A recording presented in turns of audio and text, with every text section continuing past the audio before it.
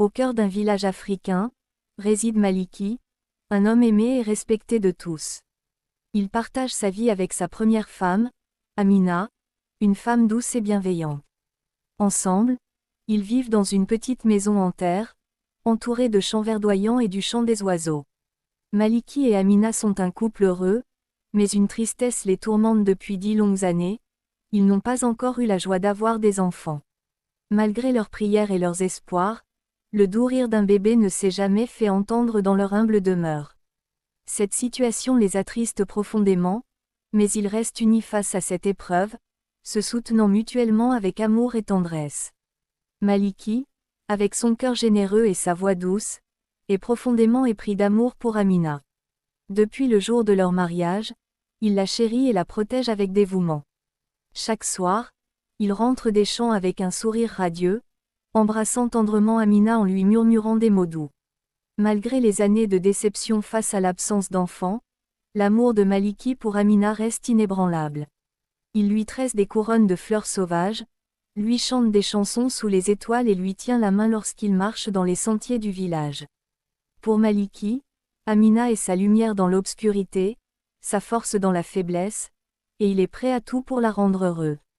Amina, de son côté, se sent comblée par cet amour sincère. Malgré leur épreuve commune, elle voit en Maliki un mari attentionné et aimant, toujours prêt à partager ses joies et ses peines. Ils forment un couple uni par les liens du cœur, résistant ensemble aux tempêtes de la vie avec courage et détermination. Un jour, un événement inattendu vient bouleverser la tranquillité du foyer de Maliki et Amina. En connivence avec Amina, Maliki décide d'épouser Fatou comme deuxième époux. Fatou, une femme vive et dynamique, arrive dans le village avec un sourire lumineux et des aspirations pleines d'espoir. À la grande surprise de tous, Fatou donne naissance à son premier enfant à peine un an après son mariage avec Maliki. L'annonce de cette naissance rapide se répand comme une traînée de poudre dans le village, suscitant à la fois admiration et interrogation. Maliki, rempli de joie et d'émotion, serre son fils nouveau-né dans ses bras, débordant d'amour paternel. Il se tourne vers Amina, les yeux brillants de bonheur, et dit « Regarde, mon amour, notre famille s'agrandit encore. » Amina sourit tendrement, cachant ses propres émotions derrière son regard bienveillant. Elle serre doucement la main de Maliki et répond « Oui, mon cher. Nous sommes bénis d'avoir un nouveau membre dans notre famille. » Malgré les défis que cela représente pour Amina, elle accueille Fatou et son enfant avec générosité et gentillesse, soutenant son mari dans cette nouvelle étape de leur vie commune. Après l'arrivée de Fatou et la naissance de son premier enfant, Maliki commence peu à peu à négliger Amina. Son attention et son affection se dirigent de plus en plus vers sa nouvelle épouse et leur enfant, laissant Amina se sentir délaissée et seule. Un soir, alors qu'ils sont assis ensemble sous l'arbre de mangue dans la cour, Amina regarde tristement Maliki et lui dit doucement « Mon mari, tu sembles distant ces derniers temps. Est-ce que tout va bien ?» Maliki, absorbé par ses pensées, lève les yeux vers Amina avec un sourire faible et répond « Tout va bien, mon amour. Je suis juste préoccupé par les tâches de la ferme et la gestion de la maison. » Pourtant, malgré ces paroles rassurantes, Amina sent un éloignement croissant entre eux. Les gestes tendres et les mots doux se font de plus en plus rares, remplacés par des moments de silence et d'absence. Fatou, de son côté, remarque le changement dans le comportement de Maliki envers Amina et en profite pour renforcer sa propre relation avec lui. Elle sourit de manière condescendante lorsqu'Amina est présente, mais dès qu'elle est absente, elle incite Maliki à passer plus de temps avec elle et leur enfant, l'isolant progressivement de sa première épouse. Malgré les signes de négligence, Amina reste silencieuse, gardant ses sentiments pour elle-même dans l'espoir que les choses s'amélioreront avec le temps.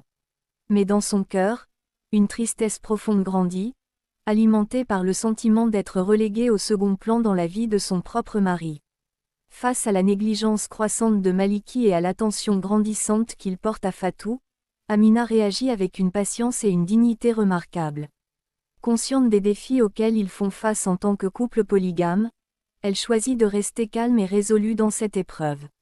Un matin, alors qu'elle prépare le repas du petit déjeuner dans la cuisine, Amina voit Maliki entrer dans la cour avec un objet en bois sculpté à la main, qu'il offre tendrement à Fatou. Son cœur se serre de tristesse, mais elle garde son sourire et continue de vaquer à ses tâches. Plus tard, alors qu'ils sont seuls dans leur chambre, Maliki s'approche d'Amina et lui dit d'une voix hésitante, « Ma chère Amina, je sais que ces derniers temps je t'ai négligée. Je m'excuse sincèrement si je t'ai blessée. » Amina, touchée par ces paroles, regarde Maliki avec douceur et répond, « Mon mari, je comprends les défis auxquels nous sommes confrontés. Je suis là pour toi, peu importe ce qui arrive. Nous surmonterons cela ensemble. » Malgré sa compréhension et sa compassion, Amina ne peut s'empêcher de ressentir une pointe de douleur dans son cœur. Cependant, elle reste déterminée à rester forte pour elle-même et pour sa famille, espérant qu'un jour, leur amour retrouvera sa pleine splendeur. Dans l'intimité de leur foyer, lorsque Maliki est absent, l'attitude de Fatou envers Amina devient de plus en plus insolente. Fatou ne manque pas une occasion de rabaisser Amina et de remettre en question sa place dans la famille. Un après-midi, alors qu'elles sont seules dans la cour, Fatou lance des regards méprisants à Amina et déclare d'un ton condescendant, « Tu sais, Amina, tu ne sers vraiment à rien à notre mari. Tu es juste une charge pour nous. » Amina, blessée mais résolue à ne pas répondre à la provocation, garde le silence et baisse les yeux, refusant de donner à Fatou la satisfaction d'une réaction. Elle se sent affaiblie par les paroles cruelles de sa coépoux, mais elle reste déterminée à rester digne malgré tout. Pendant ce temps, Maliki, ignorant les tensions croissantes entre ses époux, continue à travailler dur dans les champs pour subvenir aux besoins de sa famille. Il ne se rend pas compte de l'animosité grandissante entre Fatou et Amina, trop absorbée par ses propres préoccupations. Fatou, profitant de l'absence de Maliki, intensifie ses remarques désobligeantes envers Amina, espérant ainsi renforcer sa propre position dans le cœur de Maliki. Mais malgré ses tentatives pour affaiblir Amina, celle-ci reste stoïque et résiliente, gardant intacte sa dignité et sa force intérieure. Après des années de désir et d'attente, un miracle se produit dans la vie d'Amina. Un matin, alors qu'elle se réveille avec une étrange sensation dans son corps, elle réalise avec émerveillement qu'elle est enceinte. Une joie indicible envahit son cœur, illuminant son visage d'un sourire radieux. Lorsqu'elle partage la nouvelle avec Maliki, il est abasourdi et rempli de bonheur. Il la serre dans ses bras avec tendresse, les larmes aux yeux, et déclare, « C'est un miracle, mon amour. Notre famille va enfin s'agrandir. » Amina, émue par la réaction de Maliki, lui sourit doucement et répond, « Oui, mon cher. C'est un cadeau du ciel que nous avons attendu si longtemps. » Pendant ce temps, Fatou, apprenant la nouvelle, ressent un mélange de surprise et de jalousie. Elle tente de cacher ses véritables sentiments derrière un masque d'indifférence, mais au fond d'elle-même, elle se sent menacée par cette grossesse miraculeuse qui pourrait changer l'équilibre de la famille. Malgré les tensions et les rivalités qui persistent entre les époux, la grossesse d'Amina apporte une lueur d'espoir et de bonheur dans leur foyer. Les cœurs sont remplis d'anticipation et de gratitude pour ce précieux cadeau de la vie, et tous espèrent que cette nouvelle arrivée apportera la paix et l'harmonie dans leur famille. Après 9 mois d'attente anxieuse et remplie d'espoir, le jour tant attendu arrive enfin. Amina donne naissance à non pas un, mais 8 enfants en une seule fois. La nouvelle se répand comme une traînée de poudre dans tout le village, suscitant étonnement et admiration. Lorsque Maliki tient ses 8 enfants dans ses bras pour la première fois, ses yeux s'emplissent de larmes de joie et d'émerveillement. Il est ébloui par leur beauté et leur innocence, et son cœur déborde de gratitude envers le ciel pour ce miracle extraordinaire. En entendant les pleurs des nouveau-nés, Fatou accourt à la chambre avec un mélange de curiosité et de jalousie dans le regard. Elle observe les 8 enfants avec un mélange de fascination et de ressentiment, réalisant que leur naissance bouleversera l'équilibre précaire de leur foyer. Pendant ce temps, Amina, épuisée mais heureux, sourit avec fierté en contemplant ces 8 précieux trésors. Elle ressent un amour inconditionnel pour chacun d'entre eux et est reconnaissante envers le ciel pour ce miracle qui a comblé son cœur de mère. Malgré la fatigue et l'agitation qui règnent dans la maison, une atmosphère de bonheur et de félicité enveloppe le foyer de Maliki. Les pleurs des nouveau-nés résonnent comme une symphonie de vie, apportant une nouvelle lumière et une nouvelle espérance à leur famille. Alors que les jours passent, la jalousie de Fatou envers Amina et ses 8 enfants atteint un niveau insupportable. Elle se sent dépassée par le sentiment d'être reléguée au second plan et cherche désespérément à regagner l'attention de Maliki. Un soir, après une dispute houleuse avec Maliki, Fatou se rend chez un marabout pour obtenir une potion qui, selon lui, pourrait ramener l'affection de Maliki vers elle. Elle suit les instructions du marabout à la lettre, convaincue que cela lui permettra de regagner sa place dans le cœur de Maliki.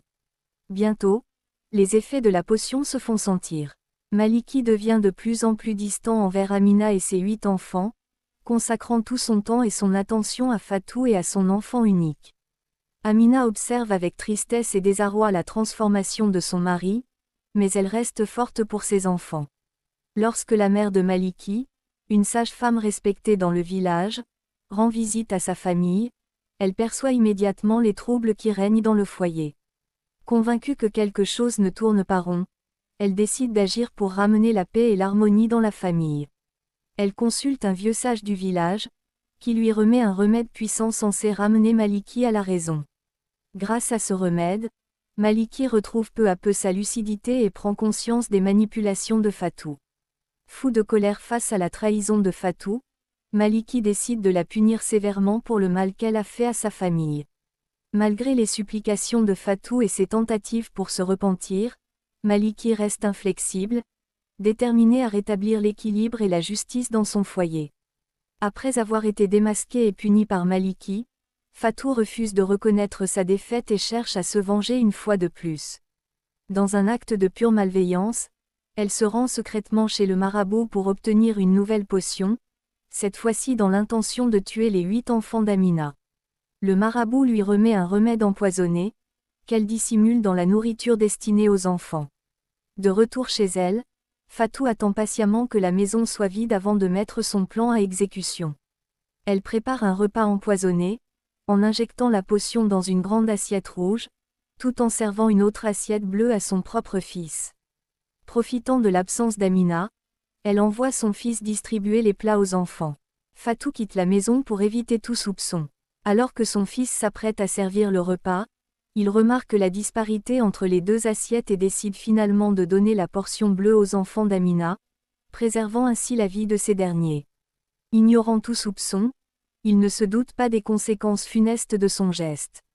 Cependant, la tragédie frappe lorsque le fils de Fatou, ayant mangé la portion rouge, tombe gravement malade et succombe rapidement après. Alertés par les cris de Fatou, les témoins accourent pour découvrir la scène macabre. Accablé par le chagrin, Fatou tente de détourner les soupçons en accusant les enfants d'avoir désobéi à ses instructions.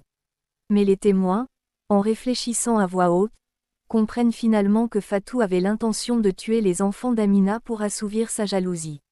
Sa perfidie est finalement mise à jour, et elle est rejetée du village avec mépris, condamnée pour ses actes maléfiques. Après ces événements tragiques, la communauté du village est profondément marquée par la perfidie de Fatou et la perte de son propre fils. Cependant, l'amour et la solidarité qui unissent les habitants les uns aux autres triomphent finalement de la malveillance de Fatou. Maliki et Amina, avec le soutien de leur famille et de leurs voisins, surmontent cette épreuve difficile et reconstruisent leur vie ensemble. Fatou, quant à elle, est condamnée à vivre avec le fardeau de ses actions, rejetée et isolée de la communauté. Cette histoire rappelle l'importance de la confiance, de la loyauté et du pardon au sein d'une communauté, et met en lumière les conséquences dévastatrices de la jalousie et de la méchanceté. En fin de compte, c'est l'amour et la solidarité qui triomphent, apportant la paix et la rédemption à ceux qui restent fidèles à leurs valeurs et à leur bienveillance envers les autres.